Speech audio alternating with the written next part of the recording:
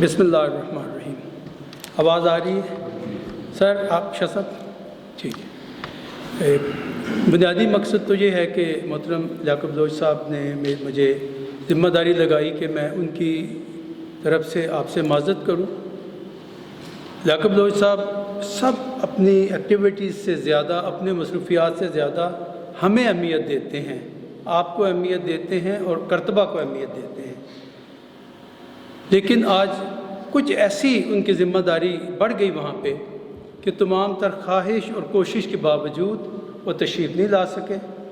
उनकी दुआएं आप तक पहुँचाना है, उनके नेक जज्बात पहुँचाना है और उनकी तरफ से ये पहुँचाना है कि इंशाअल्लाह जब भी वो आएंगे इंशाअल्लाह लाइब्रेरी का इफ्तिताह भी अपने दस्ते मुबारक से करेंगे और हमारे साथ अपने खूबसूरत ख़यालात का इज़हार भी करेंगे।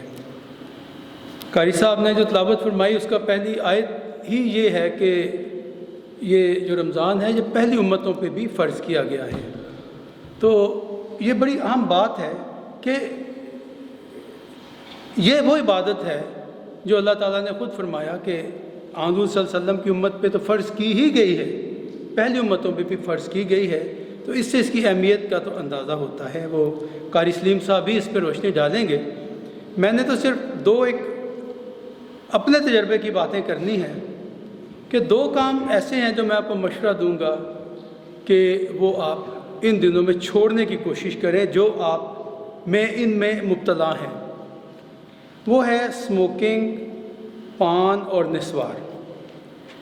मुझे पता है ज़्यादातर लोग तो इस्तेमाल नहीं करते, लेकिन कुछ ना कुछ तो करते भी हैं। रोज़े में हम तकरीबन 6:30 बजे रोज़ा खोला करेंगे और 10:30 बजे हम सो जाया करेंगे, क्योंकि सहरी को उठना भी है। यानी हमारे पास सिगरेट, पान और निस्वार के लिए टोटल 4 घंटे हैं। तो अगर ये 4 घंटे हम इन चीज़ों का रोज़ा भी रख लें, बाकी तो हमने इनके करीब जाना ही नहीं है। तो अगर ये 4 घंटे मज़ीद नहीं जाएंगे तो मैं आपको यकीन दिलाता हूँ कि 30 दिन बाद इंशाल्लाह आप इस जो भी आप मीन्स मैं या कोई भी जो भी हम इसमें ये शौक़ रखते हैं, हमारा ये शौक़ खुद ब खुद ख़त्म हो जाएगा।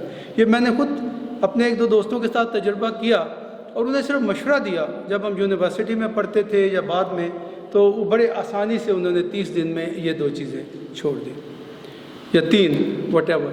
और दूसरी जो मैंने आपको मशवरा देना है वो मोबाइल फ़ोन है कि ज़्यादातर के पास तो स्मार्टफोन है ही नहीं, लेकिन जिनके पास है वो इसका भी रोज़ा रखें कम अज़ कम उतनी देर जितनी देर दूसरा रोज़ा होगा। इसमें हम ज़्यादा इन्वॉल्व रहते हैं, मैं खुद इन्वॉल्व रहता हूँ, ऐसे ही मैसेजेस में इन्वॉल्व रहते हैं। तो अगर हम पहले 2-4 दिन उन लोगों को जो हमें रोज़ाना मैसेज भेजते हैं नहीं पैगाम भेजेंगे तो वो भी नहीं भेजेंगे। पैगाम एक बहुत ज़रूरी होते हैं, अब्बू बीमार हैं, मैं पहुंच रहा हूं, पैसे भेज दो, ये सुनने होते हैं, पढ़ने होते हैं।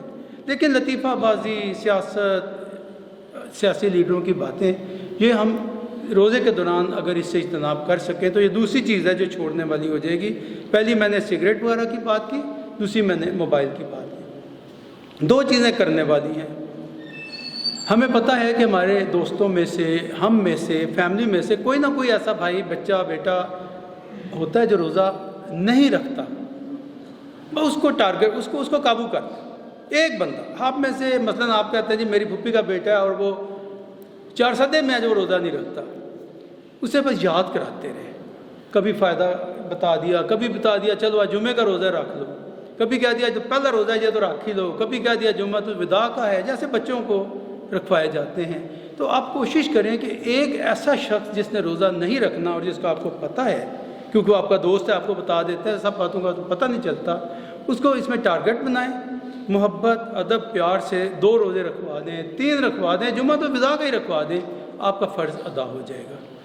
और एक जो मैंने देखा, क्योंकि हमारी मसरूफियात बहुत होती हैं, लेकिन अल्लाह का शुक्र है यहाँ पे जॉब के अलावा, मतलब मैं मज़दूर हूँ तो मज़दूरी के अलावा और कोई मसरूफियत नहीं है। ना मैंने घर का सौदा लाना है, ना मैंने इफ्तारी का सामान अपने अम्मी अब्बू को या बेगम बच्चों को ला के देना है, खाना पका पकाया मिलता है। तो असर से मगरब तक का जो वक्त है, जिसमें आम तौर पे घरों में हों तो हम सौदा सल्फ ला रहे होते हैं, पकौड़े बनवा रहे होते हैं, और यहाँ पे हों तो हम क्रिकेट खेल रहे होते हैं, लेकिन इन दिनों में हम गेम पे कम तवज्जो देते हैं।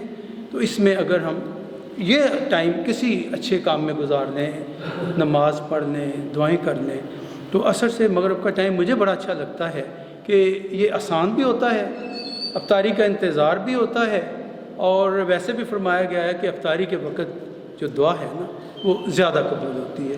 تو یہ چند ایک میری ذہن میں باتیں تھیں، باقی اس میں بہت ساری احادیث، قرآن پاک کی آیات مبارکہ، حضور صلی اللہ علیہ وسلم نے فرمایا کہ روزہ دار کے جو منہ کی خوشبو ہے وہ بھی اللہ تعالیٰ کو یہ جو ہم پرفیوم لگاتے ہیں اسی خوشبو سے زیادہ پسند ہے۔